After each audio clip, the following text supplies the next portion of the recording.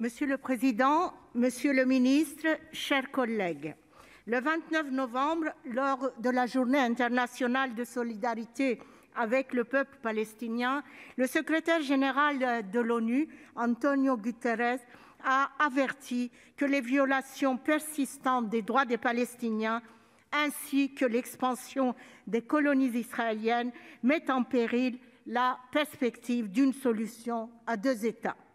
Il suffit tout simplement de regarder une carte géographique qui ressemble plutôt à du gruyère pour s'en rendre compte.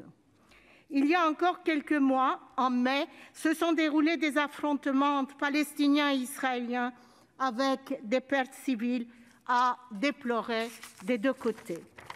Après un cessez-le-feu sans condition préalable entre le Hamas et les forces israéliennes, l'arrêt des hostilités n'a pourtant pas apaisé les tensions à Jérusalem-Est et en Cisjordanie. Tant que les Palestiniens subiront la colonisation et le blocus de Gaza, on ne peut pas s'attendre à une issue favorable. Les violences vont crescendo et le silence de l'Europe est assourdissant. Le danger réside aussi dans le fait que nous nous accoutumons aux tourments, aux morts, aux bombardements, au déchirement de ces populations. Cette situation perdure depuis des années sans le moindre changement significatif. Quant à la diplomatie américaine sous Trump, il y a eu la décision de reconnaître Jérusalem comme capitale d'Israël, qui, en grande partie, a donné le coup de grâce à la solution à deux États.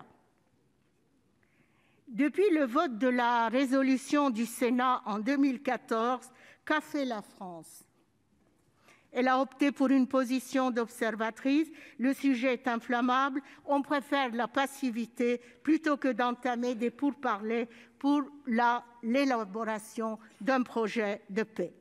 Du côté des Palestiniens, l'absence depuis de longues années d'élections en Cisjordanie, une autorité palestinienne vieillissante, un Hamas encore omniprésent à Gaza n'aident pas non plus à avancer. Or, il y a urgence à agir. Le conflit israélo-palestinien est entré dans une phase critique. Dans quelques semaines, la France prend la présidence du Conseil de l'Union européenne. L'occasion idéale de mettre la paix dans l'agenda européen en proposant la reconnaissance de l'État de Palestine aux côtés de l'État d'Israël.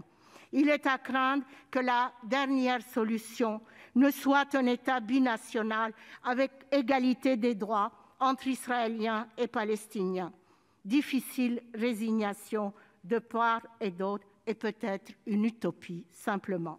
Je vote évidemment pour ce texte. Merci. La parole